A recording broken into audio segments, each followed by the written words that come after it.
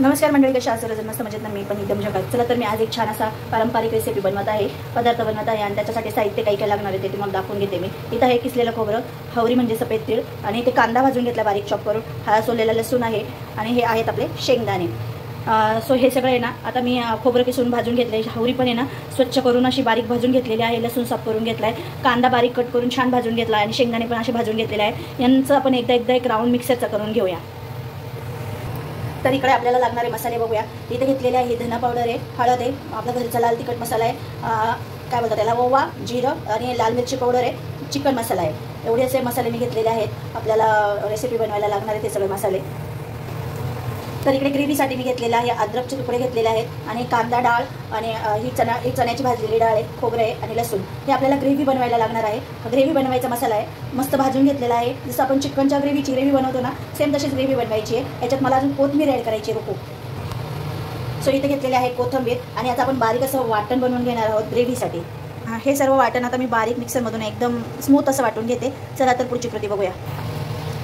इकडे बघू शकता हवरी अशी अर्धवट बारीक करायची आहे, जास्त बारीक पण नाही करायची आपल्याला. सगळंच असं थोडं थोडं दरदर ठेवायचं आहे. मी सगळं असं थोडं थोडं वाटून घेते. बघा, अशा प्रकारे बारीक करून घ्यायचं आहे, खूप बारीक नाही आणि खूप पावडर पण नाही करायची. कांदा आपल्याला असाच घ्यायचा आहे, तो ऑलरेडी बारीक कट करून भाजलेला आहे, त्याच्यामुळे त्याला काही मिक्सरमध्ये फिरवायची गरज नाही आहे.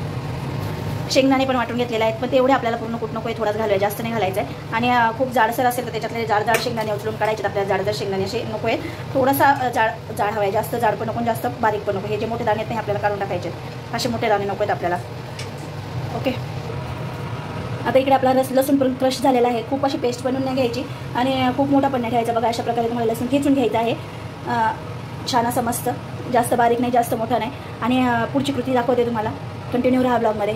आता हे सर्व आपलं मिश्रण सगळं बारीक करून झालेलं आहे. आता आपण याच्यामध्ये मसाले घालूया. सो मी काय काय मसाले घालणार आहे बघा तुम्ही. सो पहिल्यांदा आपण घालूया याच्यामध्ये ओवा, 1 चमचा हळदी,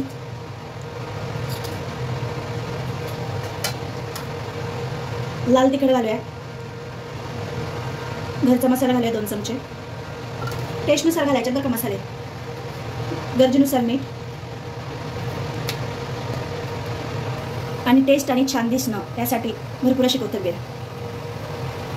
सो हे सर्व मिश्रण आहे ना आपण छान असं एकजीव करून घेऊया, मिक्स करून घेऊया. हे आपलं सारण बनवते, हे आपलं झालं सारण तयार. छान असं मिक्स करून घेऊया चांगलं.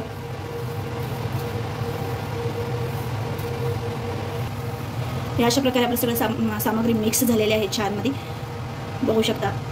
हे आहे सारण. आपण जो प्रकार बनवणार आहे त्याच्यामध्ये हे सारण म्हणून आपण घालणार आहोत. तर आता करूया वाटण. वाटण्यासाठी घेतलेलं आहे मी कोथिंबीर, खोबरं,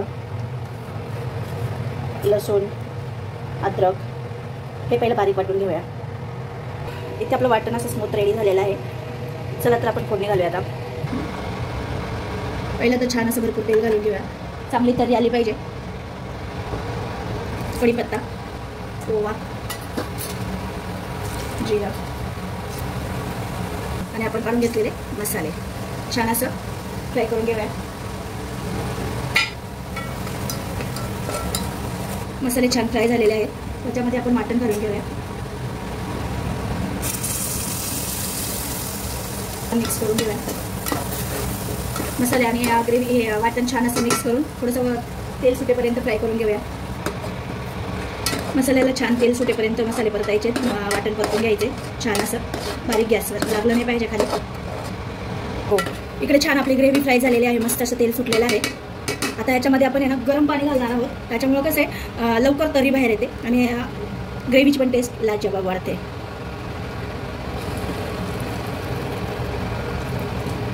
आपल्याला जेवढी ग्रेव्ही आहे पाहिजे ना तेवढं पाणी ॲड करायचं आणि छान हलवून घ्यायची ग्रेव्ही. काय केलं तुम्ही गरजेनुसार. आता टेस्टनुसार मीठ घालून घेऊया. ग्रेव्ही जास्त असल्यावर मी बऱ्यापैकी मीठ टाकते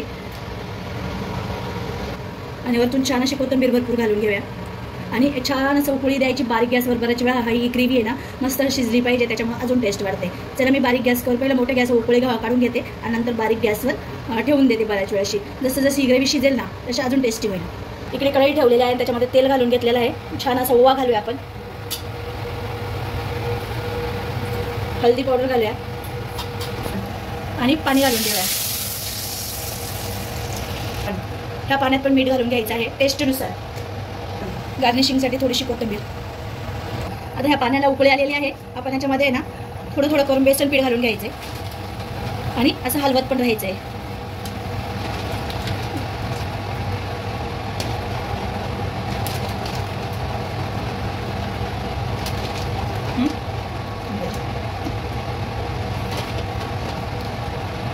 ह्या ज्या गोळ्या बनतात ना त्या बनल्या नाही पाहिजे, गोळ्या राहिल्या नाही पाहिजे. तर सारखं हलवल्याने गोळ्या मोडून जातील. थोडंसं हलक्या हाताने प्रेशर पण देते ह्या गोळ्या मोडायच्यात आपल्याला. हे गट्टे नाही झाले पाहिजे बेसनाचे. हे बेसन अशा प्रकारे झालं पाहिजे. आता आपण ह्या बेसनाला एक वाफ काढूया आणि थोडंसं झाकून ठेवून वाफ काढायची आहे. इथे बेसनाला छान वाफ आलेली आहे, म्हणजे बेसन शिजलेलंच आहे. चला आता ह्याच्या वड्या कशा बनवायच्या ते मी तुम्हाला दाखवते. इथे घेतलेला आहे मी रुमाल आणि त्या रुमाला थोडंसं असं पाणी पसरून घ्यायचं आहे, ओला करून घ्यायचा आहे. रुमाल स्वच्छ असावा. त्याच्यावर हे पीठ आपण घालून घेणार आहोत. परत ओला हात घ्यायचा कारण बेसन गरम गरम आहे, त्याच्यामुळे थोडासा ओला हात घ्यायचा, नाही तर हात भाजतात खूप. बेसन छान असं पसरून घ्यायचंय आणि हे इथे सारण केलेलं आहे मी, ते ह्या बेसनावर असं व्यवस्थित लावून घ्यायचंय. भरपूर असं सारण घालायचंय व्यवस्थित, कारण ही सगळी मजा ह्या सारणाचीच आहे. टेस्ट फार महत्त्वाची असते. भरपूर असं सारण घालून घेतलेलं आहे. आता हा रुमाल आहे ना एक साईडने उचलायचा आणि बेसनाला आहे ना रोल करत पुढे ढकलायचे. असं हे सारण आपण ह्या बेसनामध्ये गुंढळणार आहोत.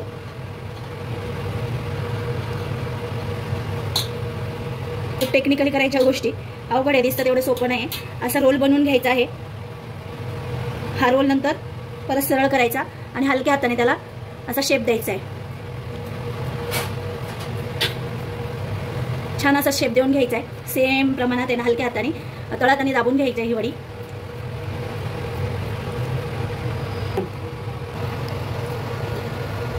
तर ही वडीचं असं काय बोलतात कपडा काढून आहे ना हिला आडव्या हाता उचलायची असते अशी, नाहीतर ती तुटते, खूप नाजूक असते. अशी उचलायची आणि अशी मस्त तिला ठेवून द्यायची. इकडे बघू शकता आपल्या रशाला छान अशी तरी पण आलेली आहे आणि बारीक गॅस मस्त उकळतोय रसा. छान असा तरीदार रसा झालेला आहे. क्या बात आहे आज का बेद, एकदम मस्त आपली पारंपरिक पद्धतीने मासवडी, छान असा रस्सा आणि मासवडी बनते.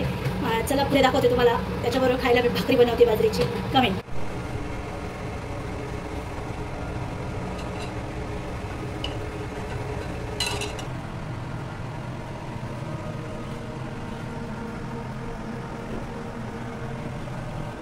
इथे थांब.